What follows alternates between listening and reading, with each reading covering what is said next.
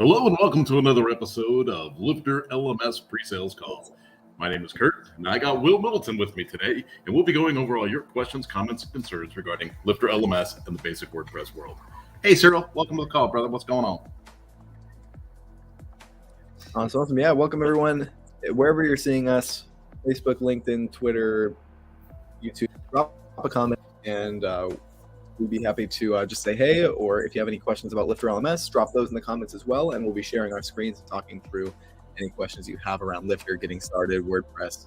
We'll be here for the next hour, answering questions live, and I'll go through Facebook and YouTube and start queuing up a few background questions that we could hit if the people watching live don't have anything to dive into right away.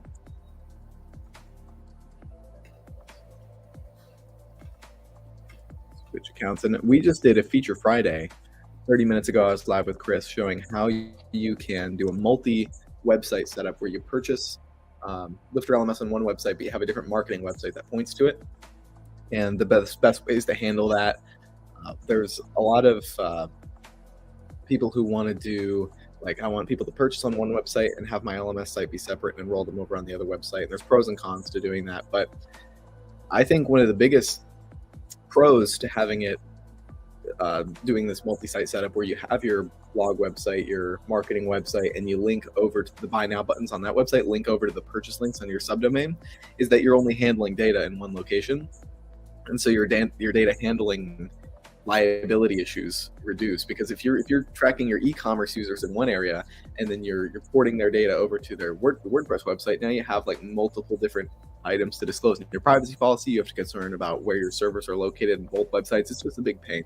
So having data only in that one place, in that one WordPress site, is super nice. And of course, there's like cookies and other like IP address data that Google Analytics is going to track, but on the marketing website. But I think, like, as I've learned more about development and data handling, that's just such a big advantage to handle the least amount of data possible while still being able to run your business. And I think that goes into a theme that me and Kurt talk about a lot, which is just having your business function and run well with the least amount of tools possible, or the least amount of setup necessary. Friction. Yeah. It's unique because we were just talking about that setup yesterday. You know, it's a common theme. And I remember when I first launched the Mañana No Mas Academy, it was, I had the mañananomas.com, then I had academy.mañananomas. Actually, I think I called mine LMS, so lms.mañananomas.com. And then I was building all this stuff, and then I was like having to connect this to this and this, and everything was, I got it figured out, obviously, right? But then I noticed that, like, at one point I was like, well, I want to change the theme. So I changed the theme on the main Mañana No Mas site, but then I thought, well, I want things to feel different. Like, I didn't want it to feel the same. So I wanted people to recognize that they went to, a more learning environment than a news environment, because I had like a newspaper kind of theme for a while. And after a while, I just got to be like, I'm really maintaining two websites, and I could really just do this on one. And that's when I just started to combine everything. Yeah. So when you say combine everything, you mean like everything's on one URL now. Okay. Yeah. I think that's like a huge. We talk about putting the cart before the horse. I don't think we've talked about this in a while, but that's a common thing I realize I do in my own projects. But I'll like try to over optimize or over perfect the project before it's necessary. And that's like the biggest thing that kills business projects or business projects that have potential, is over optimizing them too early. So I really love the availability of like a Lifter Skypilot theme, which is like a really nice look out of the box. And you can just put up some e-learning content, put up a sales page pretty quickly, and just kind of put that business experiment out there and see if there's any like, fish biting on your line. Because if you were to like spend the money and the time and the resources to optimize your like fishing equipment before you actually have the technique and the strategy and the patience and understand where to fish, before you have all that, it just ends up kind of being sometimes wasted resources, unless you enjoy the process. If you enjoy the process and love the entrepreneurial, learn new tech, hang out on the cutting edge style, then that's all good and cool. Like, I know me and Kurt do a lot of experimenting with new technologies, new tools and stuff like that. But for like building those successful businesses, there's some hard questions of like, How do we tap demand instead of trying to find demand? How do we tap the demand that already exists? And I love the WordPress makes that really accessible to do, and run some experiments. Well, some crazy person put this giant long question in our comments. Yeah, this is over from YouTube. This is on a LifterLMS groups video I did a while ago that says 4 questions about this plugin. So this is pertaining to LifterLMS groups. For anyone watching this call, LifterLMS offers an add-on called Groups that allows you to sell your courses into organizations like schools or companies or whatever you want to call them. You can change the name group to whatever you want it to be on your WordPress website for your users. So the first, is it possible to add more than one leader by group? Yes, I think, yeah, you can add more than one group leader, so you can have multiple people managing the group. And so in LifterLMS groups, there's a few roles. There's 3. There's the group member, the group leader, and the group administrator.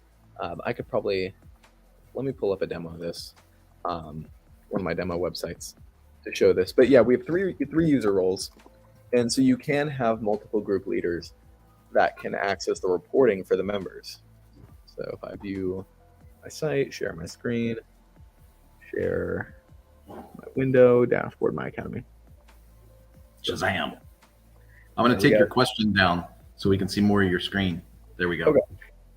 Cool. So yeah, with LifterLMS groups, we have these 3 user roles right here: member, leader, and administrator. And so you can opt to do multiple leaders. Leaders have the permissions to view the reporting of the group. So if we use schools as an example all the time of this, of like, so if you're selling into a school, you get your curriculum approved by like a school board or something, and you're selling into the school, you could have the group leaders be maybe like teachers, and then maybe you'd have the group administrators who the group administrator and group leader are pretty similar right now. I don't think there's any difference between these two. The idea is that like there was a groups 2.0 release planned that hasn't come out yet, but group administrator would get a new feature in this groups 2.0, which would be billing, managing the billing payments of like if a group has automatic seats that they can purchase for like $10 a seat, they can buy a seat into the group. The administrator would have access to change the credit card and purchase seats, but the group leader would not. The group leader would only be able to access the reporting and grades of the members in the group and add members to the group. And then of course a member is just somebody who's in the group who can access the courses and memberships available to that group. And so it gives like some front-end reporting. It gives like a hierarchy to your website where you can have different levels of users interacting with your courses. In the past, in a lot of LMSs, you have the website administrator, the person building the course, and the students who are the people on the front end purchasing the course. You kind of have 2 user roles. It's pretty binary, pretty cut and dry. But then the nice thing about Lifter is that it introduces some more layers to that. Like with groups, you can have the group leader. So now you've got the website administrator building the courses. You've got the group leader who's deciding who gets the courses and paying for them. And then you've got the member, the end person who's actually taking the content, taking that learning content. So there's like multi-layer setup going on there, and it interacts with like more types of learning environments. And then with Lifter, we also have different user roles like Lifter LMS instructor and assistant instructor and LMS manager. These are different roles you can find on the Lifter LMS website with some more descriptions, but the instructors can actually build courses in the back end of your WordPress website. So we're used to being WordPress administrators who add plugins and themes and courses and pages and posts. We just have access to everything. But if you wanted to allow someone to just create courses on your website, you might make them a course author or an instructor. So let me jump back to this question and see question 2. Second, is it possible to add the same account for multiple groups? I don't know what that means. Is it possible to add the same account in multiple? Oh yeah, same user account. Yeah, so it is possible to add the same user account in multiple groups. On the student dashboard page for each user, they'll have the option to see my groups. And as you can see, I'm a user on the website and I'm enrolled in 6 different groups right now. I'm a member of 6 of these. So you can have multiple if you'd like on the same user. Third, the feature to add many courses to a group. So there's the ability to add many features to a group is done with a membership. So you would add one membership to a group and then you would add multiple courses to that membership. That's the way to do that currently. And then fourth, in Lifter LMS, is there a way to add the members of a membership already created inside of a group? This question is about safely and faster implementation of the plugin. So there's not a way to automatically add members to a group from a membership or from the backend admin panel. The purpose of that is that there's the whole like data privacy consideration of when you add somebody to a group as a member, their information is shown to other users. And so if you as a website admin, if I don't know, Kurt, he's on my website, and I have an instructor like Chris is on my website as well, and Chris is like a group leader, and I added Kurt as a member to Chris's group. Now Kurt's information is visible to Chris, and Kurt didn't take any action in that process. Kurt didn't like say he wanted to join the group or anything. As a website administrator, I just added him to the group. So now I've potentially introduced liability on myself by exposing Kurt's data to Chris without Kurt's consent.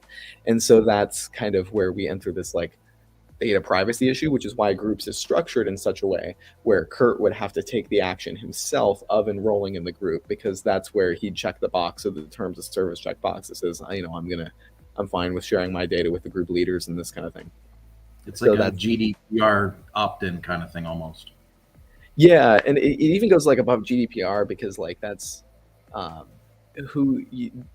only disclosing who you share the data with is like the big GDPR thing, but even sharing the data in the first place is just like a privacy law violation of like, that's your data, like your email, your progress, that's data about you that I just can't even share, like independent of disclosing that to you or not. And those privacy laws, I think, are only going to become more and more strict and more relevant in the upcoming years. We see like the US is implementing a lot of these privacy laws too, and I'm learning all kinds of things about that I don't fully understand yet. Next time I get on Christos with Presidium, we do these web hosting lives. I'm going to ask him about some data privacy stuff with because there's the idea of, if you have citizens' data in maybe a part of Europe, like if you have customers in Europe, there's certain data that you're not supposed to be storing in United States servers about them. And then there could be other, like, because you can't host, like, if you have a customer in Russia and you're storing their data in a country that Russia is not allies with or whatever, and that server that you're running your website on is in one of these other countries, you could be exposing yourself to liability risk. And so like I don't fully understand how that works, like with your hosting company, where the server is located and where the data is located, but that can become relevant at large scales. On a small scale, it's not usually as relevant because it doesn't come into play with people concerning about the data privacy as much. But when we're talking about big picture LMSs and LMSs that have hundreds of thousands and millions of users, there's some scalability and liability stuff that becomes interestingly relevant, like things that I had never considered before. Let me jump back to YouTube and see if there's another question. Here's another question. This is on one of your videos. Let me jump back over to StreamYard, post this in the StreamYard comment. There we go. So this is a question on Kurt's video about how to add a video to a lesson in LifterLMS. So this is a video that's in the Quick Start course, the LifterLMS Quick Start course. We recently redid that at Lifter. The question is, what if this is part of a paid membership area of your website and you don't want to link to the YouTube video? Upload the video to your website, and the video files are large, but most websites that provide online learning don't embed YouTube videos. The videos are shown as a part of the website. Not sure if you understand my point. Yeah, so Kurt, do you want to talk a little bit about video hosting and best practices there? And yeah, this comes up a lot with folks, and it's funny because they'll say well, just like it says here, it says most websites that provide online learning don't embed YouTube videos. That's like a misnomer. That's almost like saying WordPress isn't secure. Like, that might have been a statement 15 years ago, but it's not a statement in today's world. As the web has gone more and more and more to video, it's become more increasingly important to have video hosted on optimized video hosting sources, right? So if you don't like YouTube, which I totally understand, you don't want to put your stuff out on YouTube, you're going to want to have a video specific hosting source. You're going to have Vimeo, Wistia, Bunny.net. I use a source called Adillo, but I mean, there's all kinds of, I heard weird music coming in and it was our music. It was like, where's that noise coming from? I was going to punch my kid in the shoulder. I thought it was his phone. Anyway,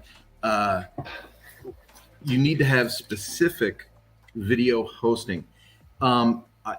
If you put a video into like a large video into your WordPress site, and a user tries to play that video, do that as a user and see what the user experience is. Typically, something's going to download and then it's going to play and then it's gonna lock things up in your site.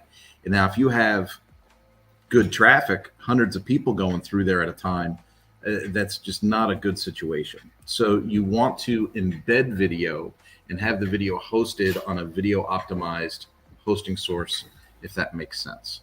And you know what, I hear it a lot. So I don't know. I'm not saying that this person's crazy. It's nothing like that. It's a normal, natural assumption to think that you can just put that stuff in your site, but it's not a best practice. I sound like a phys ed teacher in a middle school somewhere telling kids how not to do things to hurt themselves. Yeah. It's like, it's not a best practice to not stretch. I used to build, and I'm going way back now, right? So now I'm going back 21, 22 years. When I would build like HTML websites on these really cool HTML templates, and then customers would want video in there. And do you remember back in the day, like someone would click a video on a website and then you would just kind of sit there and wait for it. It would kind of spin and kind of download and then play locally on your computer. Yeah. When the streaming video optimized hosts came out, and again, not just YouTube, but these other sources, it was really amazing how that just transformed the way that we communicated online, Right. Yeah, streaming is a really big thing. We take it for granted now, I think, as a streaming technology, as to how easy it feels to just click and play a video. But like you said, the web 1.0 was about displaying content. And so displaying a video, displaying an image, displaying text was all stuff that needed to be downloaded locally. And so even when you serve a web page to a customer, like you load up a WordPress website, what your computer is really receiving is a bunch of HTML files and JavaScript files and CSS files that are all referencing each other and building out this web page that we see in front of us. And so then if a part of that resource, if a part of that web page or the asset being loaded from the server is a 200 megabyte video, that's gonna slow it down significantly. But if a part of that web page is a URL to Vimeo, then we can load the web page and then Vimeo can supply us with that other resource. So the page can load and the video is offloaded to another resource. So instead of this package instead of sending Kurt this package that's 200 megabytes of a video and then a bunch of text and CSS and HTML, I'm going to send him just the HTML, CSS, and JavaScript, which is going to be pretty quick. It's going to be less than a megabyte or so. And then in that text is going to be linked to Vimeo, and Vimeo has already set up their servers and their service offering to be able to deliver video in an optimized way and to be able to stream that video properly. I don't think most website hosts have like streaming capabilities built in. I mean, they have like, some of them might in the media library, but then you also expose yourself to the ability for users to find the URL to that video. It's pretty simple if you use it in your media library to just get the WP content link to that file, then you could just send that out to your friends and family. So it's even less secure to do it that way. Vimeo and Wistia Pro, and I'm sure other video hosts as well, offer more security features where you can say that this video is only allowed to play on certain URLs. So if I were to get the link to the Vimeo video and share it with Kurt would open the Vimeo link, and then it would say, sorry, you can't play the video here. Because it can only be played on, willmiddleton.com/lesson/whatever. That's the only URL that video is allowed to be played on. So you have some interesting security features as well as a part of offloading your videos. And that backend tech isn't really, I don't think a lot of the market understands kind of how the backend of that works with loading those resources and how to do it securely. But that's why we're here to talk about it. And some folks, when they ask this question, what they're really asking is, I don't want to, like, as the developer, as the implementer, they don't want to be the one bouncing to YouTube, bouncing to Wistia, bouncing to Vimeo to upload, and then to get codes and put them in the website and all that, right? So sometimes they're not worried about the user experience. They're worried that, like, they're concerned about, this is a pain for me, right? So if we just, like, we have advanced videos, so I don't want to, like, say, hey, don't use advanced videos, because we have advanced videos and it's an awesome tool. But if you're looking for the experience of, as the implementer, you just want to load videos up to your media library and then put those in your website, that experience can be gained by hosting your videos on bunny.net and then using Presto Player combined with bunny.net. And what it does is it kind of integrates with your website and allows you to load videos directly to the media player and then put them on your site. But that's not really what's happening in the background. In the background, you're still hosting your videos on bunny.net. It's just the way the tools work together. For you, it'll feel like you're loading videos to your media player. Yeah. So it creates that user interface where you have like the drag and drop in the back end of WordPress, because there, like, a lot of the friction comes in. It's like, I don't want to go to vimeo.com and log into the portal and upload the video and set my video settings. So that's where like bunny.net is nice, and then Presto Player can give you that nice looking video player from that interface. And it's all just like about reducing friction. So that's a really good suggestion, is bunny.net and Presto Player. I've heard more and more people using that setup. And the only consideration is that if you wanted to use LifterLMS advanced videos with that require they watch the video before completing the lesson feature, and the automatically move to the next lesson feature, like the Lifter advanced videos in any way, if you want to use that, you do have to use Vimeo, Wistia, or YouTube. But if you're not going to be using that feature, which most of our customers don't use that feature or that add-on, then you could really, any video host that works in WordPress would work. So the bunny.net and Presto Player are really popular ones. Yeah. And, I've done some price comparisons for some of my agency clients, and the bunny.net is really aggressive on the pricing. So it makes it not so bad. Conversely, and I don't want to slam folks, but Vimeo is an awesome service. Like, Vimeo is awesome at everything it does we'll describe the restrictions and all that, but there are limits. And when you go over their limit, it's like going over the limit in HubSpot or going over the limit in MailChimp. It's like all of a sudden, whoof, it's not cheap anymore. So you do want to be cognizant of what your web usage limits are and monitor that as your project grows. And if your project grows, if it grows in usage but not in revenue, you definitely want to track your usage so that you can control your expenses when you need to. Yeah, and that's a good point with like scaling.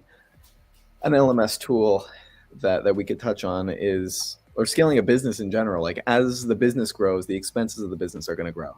And so understanding what tools you're integrating into your business and how those expenses grow is good. But then I go back to that question of like, don't optimize too early. Like, that's an optimization process of like, I don't even address that at all. Like, when I build websites, I don't compress my images optimally before I upload them to the website, because I'm just trying to figure out if my business is even going to work or if people are going to be interested in my course at all. So I don't want to put work into figuring out the architecture of scalability before I have a first customer.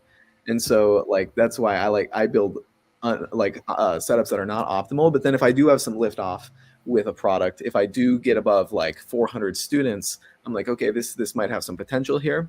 So then I'll start to worry about like, how are we delivering our resources? What video host am I using? What website host am I using? What's the price for scaling and all that? I'll start to worry about those when I'm at about the 400, 500 student mark. But then even before that, I feel like I have bigger business problems to deal with when I'm below that 500 student mark, regarding just generating interest and generating usage of my site and that kind of thing. But I don't know. What do you think about that, Kurt, with the work you've done with clients and stuff, about like optimizing early or optimizing like after you've proven this kind of concept and are going to start having issues with scaling? Because we don't want to address issues that we don't have yet. I gotta say, Will, I kind of let the client dictate what's going to happen, right? How many times have you built a website? It's just a proof of concept. You're just trying to see, to your point, is anyone even interested in this thing? Like, is this gonna go or not go? And then they send you an email, like almost like a shocked, angry email, like, I just did a page speed test and I got this scored. Why? How come I'm not in the 90s? And it's like, you don't even have a customer. Right. And there's the question of I don't know if most people don't know about this tool. There's a tool called Domain Authority Checker. If you just type that into Google, Domain Authority Checker, and then you look at like the domain authority, like if your site's below like a 30-40 domain authority, why, like, the likelihood that it's going to matter that your website page loads a second faster, 2 seconds, 3 seconds faster, it just doesn't matter. When you don't have any authority, optimizing the speed doesn't really help you. Like it might help, like, because we're only optimizing by like 1% or 2%. We're starting to play with like really small margins when optimizing for the speed, but you got to generate any percent in the first place. So that's a really good point about like optimizing for speed when we don't have any students yet is like just not even a problem that we should have. We have Facebook user. Hey guys. Hey, Facebook user. Hey guys, Facebook user. Hey Facebook user. Feel free to drop any questions in the chat. We'd love to connect and answer any LMS questions you have. I'm trying to freak out the users. Has anyone noticed that the size of the dog has grown by 500%? What do you mean? Oh, that dog? It's a different dog. They have the same color fur. Oh yeah. I didn't notice. Never mind. I'm having fun, and you're not even paying attention. Yeah, I'm reading Facebook and YouTube in the background. But there was one in Facebook that I thought was like even worth a mention. It was let me go down to that. One was we got that new version of assignments out, and we have the change log for that. But for someone that has been using assignments, the little small tweaks are there. And then we've got that thing about ZipWP. Have you done any research or looking into ZipWP yet? No, this is the first I'm hearing of ZipWP. I put myself on the wait list yesterday, and I was 8,060 on the wait list. So apparently a lot of people want to do it. This is one of the things that Adam from WP Crafter went online about last week. And it's going to be a AI-powered like website generation tool. So I think it would be interesting to take a look at. Yeah. And then the other thing that came up, and I kind of put a comment in on Facebook about it, Will, was, and I guess I should I'll learn from my friend Will, and I'll copy it and I'll put it into StreamYard. But boom, there we go. This comes up, and it's, are there any ways to pre-qualify somebody before we let them join for something? Right. So is there a way within LifterLMS to pre-qualify potential applicants for membership? And so I've heard this from at least a dozen clients in the last year and a half. Right. And so, Will, what's your fast answer to this? I mean, you're like a Gravity Forms kind of guy, right? Yeah. Just have them submit a contact form. Yeah. So, I do WP Forms. I've seen people do, get fancy and do like a Survey Monkey kind of link in with some kind of automation kicked in. I've seen other people have a free course to let people take like some sample content and then fill in a quiz. And then so they take the free course, so they register into the website, they get a user account, it grows your email list, and then you add kind of the survey in as a quiz that comes in and gets filtered. And then you can take the results of that and approve them or disprove them, maybe for a paid course or something like that. But I'm going to be more bold. I always get confused with this one, Will, because if you have a website that's selling courses, why would you want to add friction to make it harder to get in? Yeah, it's like assuming the assumption here is that we already have a proof of concept with the business, and we've already proven that there's students going to join, and the issue that we're having in the business is that students are joining and refunding, or joining and not getting the value. And so what we want to do is introduce a pre-qualification step. And so like that's what I'm assuming the business problem is. Um, and so that can make sense. It's just like if you're building an LMS site from scratch and you haven't validated yet, introducing a pre-qualification step is probably not the right thing to do. But if you do have that business problem of refunds and questions and unqualified customers that are kind of a drain on your business, then there might be some kind of pre-qualification you could do. And you could even change the method of a pre-qualification into just like a free 5-lesson course about like you should understand these things before joining our paid course or something. You could even have them pre-qualify themselves, or just a lot of mentalities around that. But there was another question here in Facebook I want to highlight is, can you talk about the best way to cancel a customer's order or upgrade them to a better plan? So in LifterLMS, there's Will's job. Will, yeah, that is Will's job at LifterLMS. So if you email help@LifterLMS and you're like, hey, I want to go from a Earth to Universe bundle, we create you a custom coupon based on your proration and everything, based on the time you have left. So even at larger companies, that's kind of a manual thing. Introducing automatic upgrades is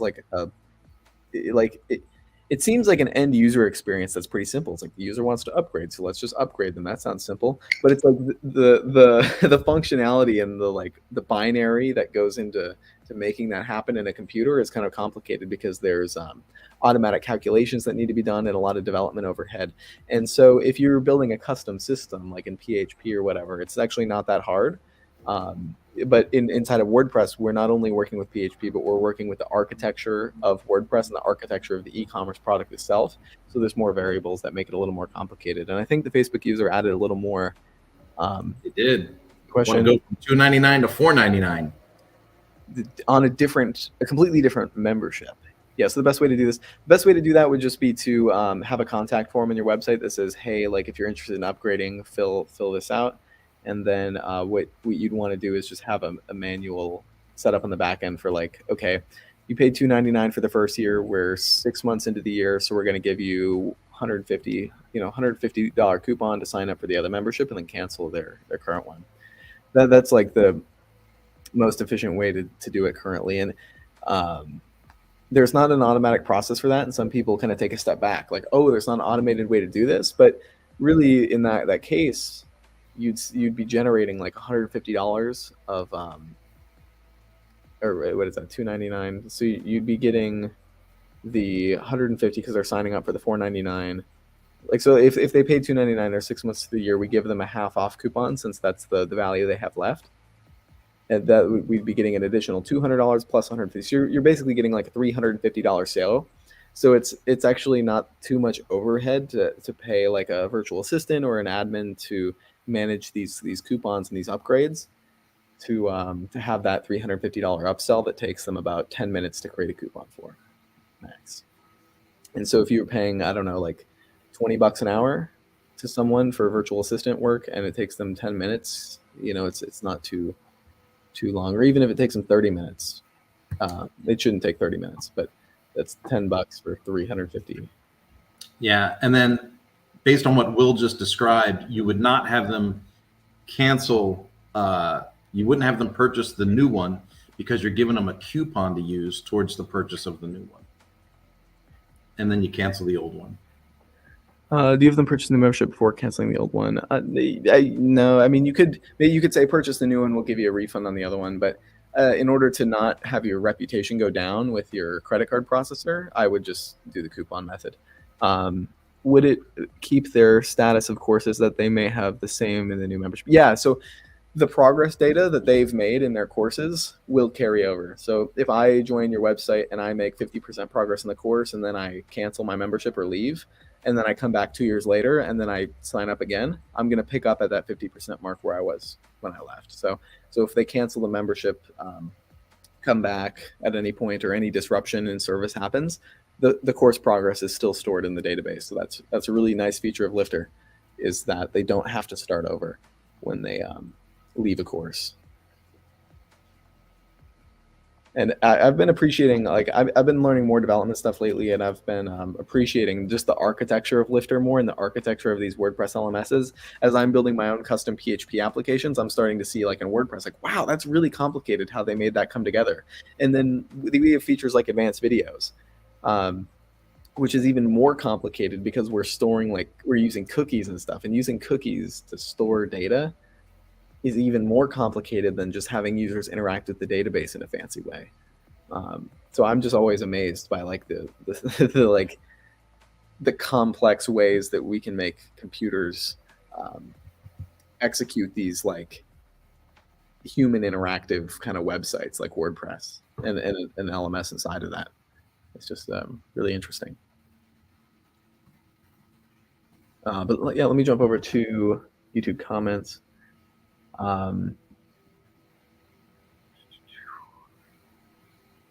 Yeah, I guess that's it for the YouTube comments. So over in, you got a comment from Facebook?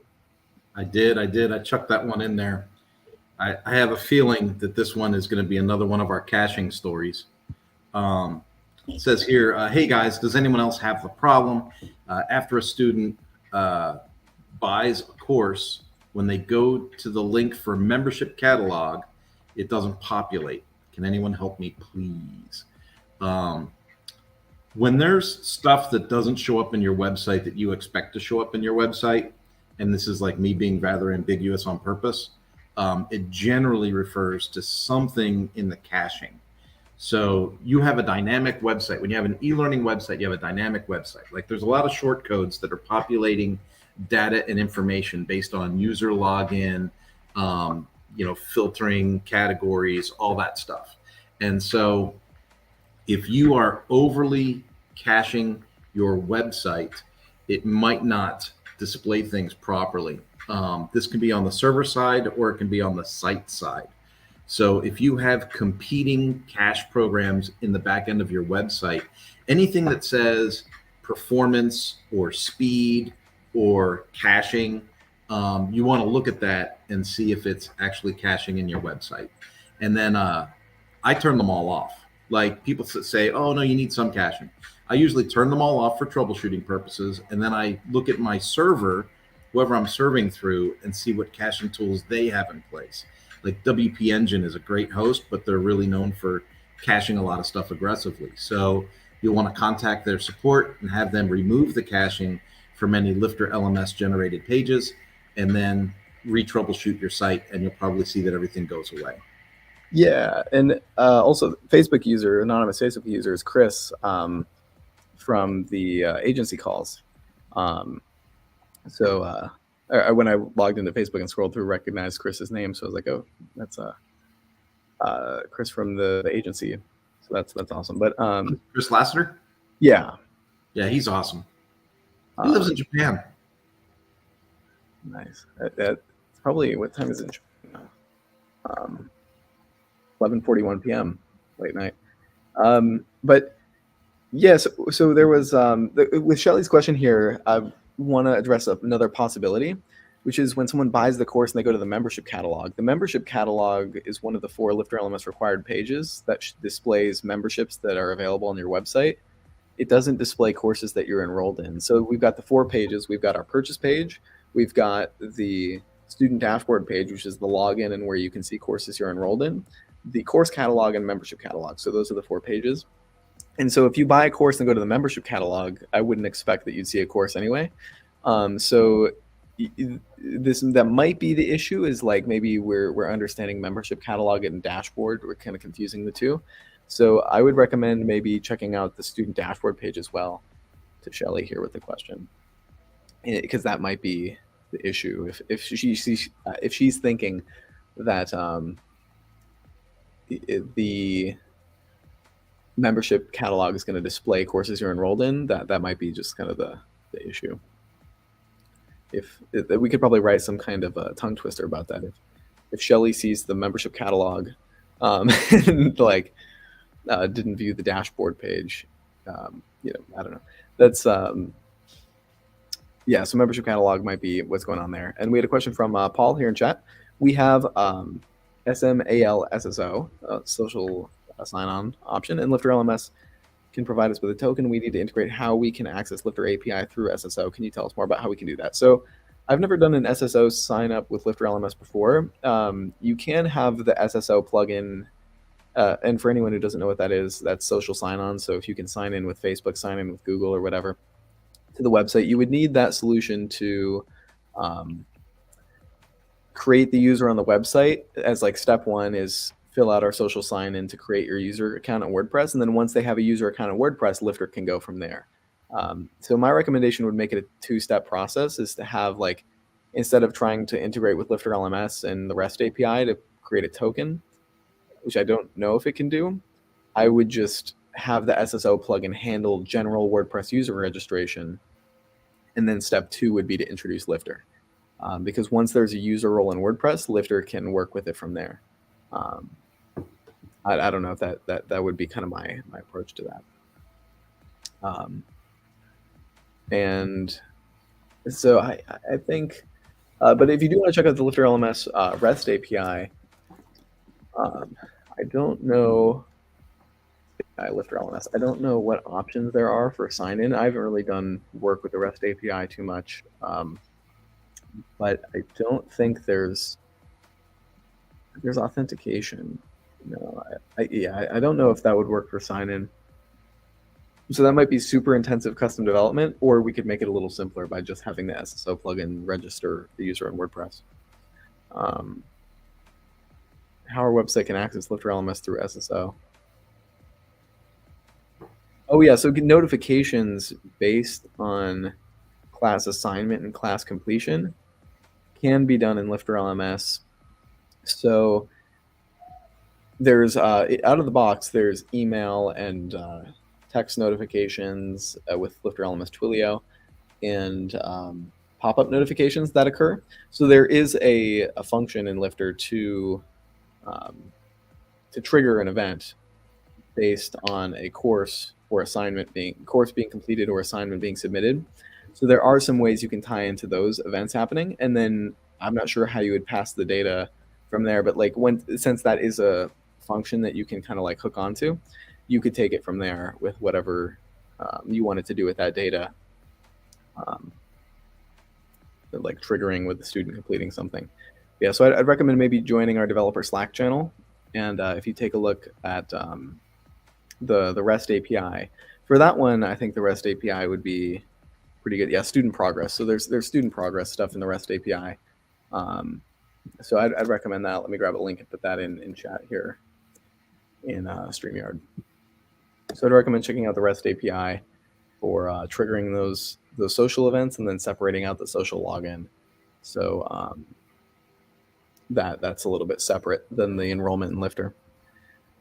So I use the LifterLMS BuddyBoss app, and it works good, but it's not integrated into the app like LearnDash. It launches the course in a new window within the app, which is fine as it's pretty fast. However, are you working with BuddyBoss to integrate it into the app?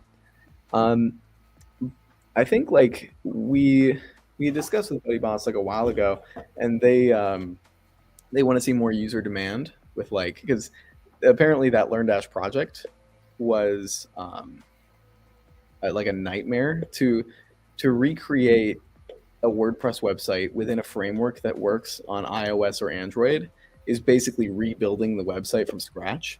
So that's why you have $10,000 projects to build an app, because you can't just run those items as easily on the device that has a different operating system. So they have to rework the entire system. So it's just a huge undertaking in order to make it work just okay. So yeah, we don't have the development resources to have our developers rework LifterLMS from the ground up and have it send data from with the app setup. If we did, then we could just kind of launch a Lifter app pretty easily. But that's just a lot of work to maintain and set that all up and then pass that on to the end user. But if BuddyBoss, we are working on integrating more deeply with BuddyBoss, trying to build that relationship and see if we can do I have an email in my inbox to get back to them about some things with partnership and what we can do. So maybe that'd be a little bit of a longer term solution. But yeah, that's not something that's that's currently available or currently in development, but it might be a little longer term. Yeah. When we did the agency call, Chris showed off his Buddy Boss app and the way that he's got Lifter LMS in the background of it. And it worked really, really well. But it doesn't do, you know how some people are like, well, I need to have my content available offline, or, they talk about, as soon as you say mobile app, everyone makes a lot of assumptions that it's going to do other things.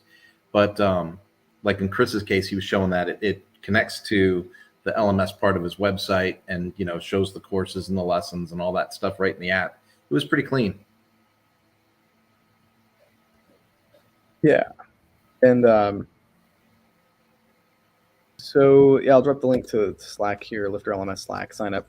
And I guess I want to kind of post a disclaimer with the LifterLMS Engineer Slack, is I'd recommend like fleshing out the solution you want to build a little bit more before dropping the question into the development area or the engineer area, because we can point you to kind of the right direction with the engineers on how if you're like struggling to build a certain integration, or you it's almost like the engineers just appreciate the end user putting an effort into like figuring out their question, rather than saying like, how do I do this? Tell me how to do it. Like, because they're not going to go through and provide like step by step as like, oh, let's take a long time and figure out how exactly you would build this whole thing out and basically handle the project management side of the project. They kind of get annoyed by that. So if you ask questions like, we tried to integrate with the WordPress login, or we're thinking about doing it like this, approach it from like a solution mindset of like, I tried this, I tried that, it didn't seem to work. I don't know if there's any like suggestions, or if you can point me in the right direction or anything like that as to how we could pass data from one place to the next. Just qualifying those questions is kind of a thing they appreciate. I've heard. And then so there was another Facebook user comment. We have many clients using groups with Lifter. The big issue we have is user cleanup. The original group admin cancels, and it'd be nice to have all their student accounts disabled. Oh yeah, and the invite link to the groups disabled as of right now. We have tons of accounts active, but they didn't order anything. Yeah, so there's not really a cleanup function in groups when the group is deleted, because like we mentioned on that question way earlier in the call, is that a user can be enrolled in multiple groups. And so in this use case, it sounds like they're not. It sounds like if the group is canceled, then those users also are not going to be active on the website. But that's where I would use a plugin, like a separate plugin that says like, if the user hasn't logged in 1 year, if the user hasn't logged in 6 months or whatever, you can set these time periods with a third-party plugin to delete the users after inactivity. And so that's probably what I would do for that case, of just like deactivating user accounts that aren't active.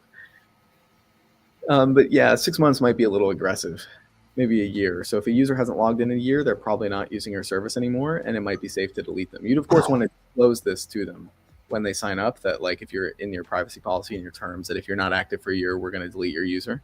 But that's a good way to do this like long-term list cleanup and keep it relatively agile. But you had a question here. Was this pulled from like Facebook? Yeah, I just took it off of Facebook.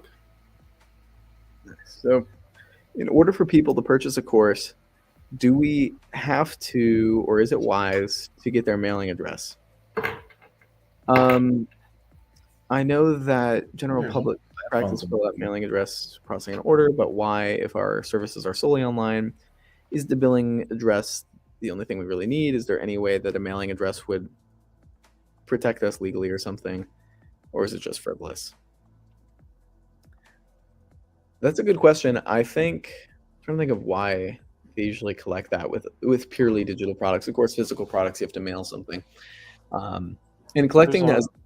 Oh, I'm sorry. Go ahead. Oh, I was going to say, like, collecting as little data as possible is a smart philosophy. So, like, if you don't need address, like on my websites, I don't collect address or phone number or anything, because all I need is email address, password, first name, last name. And I don't even need first name, last name. So it would be even safer for me liability-wise if I didn't collect people's first name, last name. But then there's also the idea of, like, proving that this is actually the person who purchased it. and stuff like that. So if there's like a Stripe dispute or something, if they say that this is a fraudulent payment, you do actually have information that they must have provided in order to purchase this. So it's like less likely that it's actually credit card fraud in the dispute. So there are some benefits to collecting it. I think the downsides of collecting address when you don't need it probably outweigh the benefits for me. So I just don't collect it when I don't need it. But what do you think about that, Kurt? Well, you know what? I'm on the fence, Will, as I am with a lot of things. And I say that it goes back to use case. So if I'm selling, ad hoc or, one-off a la carte courses and they're $19.95 or $14.95 or $10.95 or, something like that, those are low dollar sales. And so I'm going to make the experience as friction free as possible. So for me, it's just, name, email, and password. And hopefully people understand that they can reduce their sign-in requirements by adjusting their forms, right? And so I would take a lot of that out. However, if I was selling a high ticket item, $499, I currently have a site that sells training that's $22,000. So I want as much information as possible, because the more information I collect and can reconcile, the more I can show that that person actually signed up and it wasn't like identity theft or fraud, or I can prevent people from frauding me. Does that make sense? Yeah. So like if somebody wants to say, oh, I didn't sign up for this, and they call their credit card company and they want their $14 back, you can have your $14 back. I don't care. You didn't even have to go to your credit card company. You could have just asked me for the money. I'd give you the money back. But when I get into things that are, $600, $800, $1,200, $2,500, I want to make sure that I actually have that person, and I want to reconcile data. Also, with high ticket sales, even if the product is strictly digital, with high ticket sales, a best practice is to send them a Christmas card, send them a T-shirt, send them some swag, a hat, something. And so it's really good to have that extra information so that you can raise your level of interaction with the customer over time. Yeah. And I think from the end user perspective, if they can enter in a large payment with only like their email password, it's a little bit like confusing, or like it makes the experience feel less, I don't know, like it's not intensive, but it's if they're going to make a big price commitment, they're also making an information commitment. If that makes sense. By adding in more information. And of course, you would assume a little bit more liability by storing more information about that user. And that liability is only going to become more and more as time goes on, and more of these privacy laws become more important and more relevant and more executed on.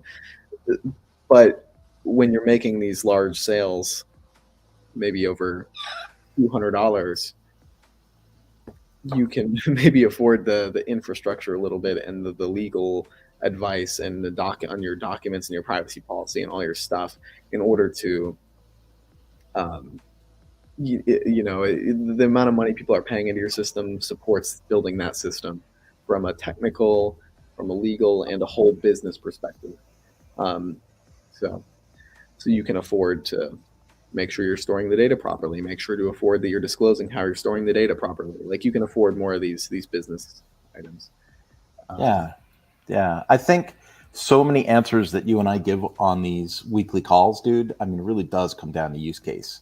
I mean, how many times did we say it today, right? Like, so use case for how much information you collect at sign up, use case for whether you optimized your pictures or not in development, use case for, just about everything. So it really like when we say that the e-learning vertical, in our space of sell and work, that vertical really comes down to like needs assessments and really figuring out what the client or the project requires and then executing.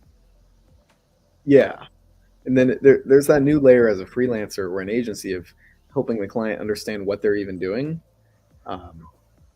of like just disclosing, like as someone who builds websites for other people, I didn't even notice until I heard a Termageddon webinar from like Hans and Donata from Termageddon that it's wise as a developer or an agency to disclose to your customer and have proof that you disclose to that customer that they should pursue a couple of options around getting a privacy policy, getting a terms of service created. Like, so that way there's no like argument that you were at all fault because the customer didn't know that that's something they need to do to have an online business. Like, as a website, as an agency developer, you've told them in an email or in an item that they've responded to or whatever that this is something, a step they should take in their business. And then if they decide not to take that step, then it's the liability is clearly on them. But like there's like slight arguments that could be made that that customer didn't know. And like if it's like a small startup in a company, like they never had any like legal advice or whatever, they might not know that. And so like there's like a little bit of risk. It's not a huge amount of risk because they are still the business owner and stuff, but it's just less risk and a best practice to disclose to the customer, like, you know, I've heard that this you know, privacy policy and legal terms of service is a really important part of a website. So I'd recommend you explore maybe contacting like lawyers are expensive to pay hourly to write you contracts. So there's like that's obviously the best option. It's just to have them custom make it for you because that's going to be the best, but it's also going to be the most expensive. So then you could explore something like Termageddon or whatever for creating a privacy policy. That's what you just described is actually embedded into my proposal template. Nice. And not necessarily because of liability and stuff like that, but it's because of scope creep, right? Because I bid so much to do the job, right? And then, hey, your website's done. And then, oh, what about, you know, a custom terms and conditions page? What about you know, a pop-up, you know, sign off for my credit card? Then what about like, whoa, hold on. That wasn't even part of the scope. And so now I put it right into, it's in a template for my proposals. You know, this is what we're offering. This is what we do. This is what your homework is. This is what you're bringing to the table for content. If you don't deliver this content on time, I can't meet this deadline. So I need to have this content by this date to meet this deadline for this price. And I've gotten super specific, dude, because as you well know, my least favorite phrase starts out with, all you got to do is, because it's never as simple. Just setting up email can be a pain in the butt, right? Because then you say, okay, well, what email address do you want? And then they go, well, I want this email address, but I want it to forward to this one, and I want it to auto respond with this. And you're like, stop. Yeah, it's there's a lot of layers to it, and we are at about the hour now, but I want to make sure we hit this last question of have you thought about adding limited online hours for live chats on the website? Support tickets aren't bad, but would be nice for quick answers. However, these calls are amazing. Awesome. Well, thanks for the feedback. Limited hours online for live chats on the website. We did used to have like live chat on the website hours. Now it's really whenever a teammate's available because we're always processing the inbox and trying to make sure we're up on that. And that was one of my first jobs at Lifter, was just being on the live chat for 12 hours a day and making commissions on sales. But like there's not like a lot of return on it yet. So like it is something we've thought about and something that we might deploy in the future, but it's not like, with the amount of time and uptime that it takes, it's not currently something that we support. But as we you know, we're training up kind of to all-star support team members, and so as we kind of build up our ability to get through tickets and get like to the point where we actually have dead time of like, you know, we're sitting in the inbox not really doing anything, let's switch on the live chat, let's work on documentation. As we start kind of deploying some of those other projects, then we might have more like uptime in chat and more guaranteed uptime in chat. Like, you know, we're usually live from this time to this time. But I think these calls that me and Kurt do live, where we're getting a lot of pick up with these, of like a lot of people checking them out, a lot of people dropping likes. So if you like these live calls we do, make sure to leave a like and a comment like you did that support these live calls, because that might open up the door for, like, you know, me and Kurt to be able to justify to the company going live more, like going live on a 3-time-a-week schedule, or maybe a daily schedule at some time or something like that. We could do more of these live sessions. Yeah, and I just want to take a moment to acknowledge, if you are an agency, we have the, you know, sign up at LifterLMS /agency link. I'll put that on the screen for you. So we've got some additional help and communication that we can provide if you're on that list. And then the other thing is, and this is going to sound like a sales pitch, Will, but if you are somebody that signs up for the Infinity Bundle, you get access to the weekly mastermind call that we do there. And so that's more than just having, Will and Kurt on screen. That is, you've got, implementers from around the globe doing different things with LifterLMS. We get together and we share ideas. Sometimes there's 2 or 3 people on the call. Sometimes there's 15 people on the call. But the interaction and the peer-to-peer learning that can happen in that environment as a mastermind is really pretty cool. And we do that typically every Thursday at 1:00 p.m. Pacific Standard Time, which is neat because we get people from Europe. It's like 10:30 at night where they're at. They might be having a brandy or something like that, right? But it's cool because we see people from all over the world. Absolutely. But yeah, check out that coupon code at the bottom of the screen, LifterLMS-live. We'll be live again next week. And drop a like, comment, question on these videos if you want to see more live content from Lifter. Thanks for joining us this week, and we'll catch you in the next one.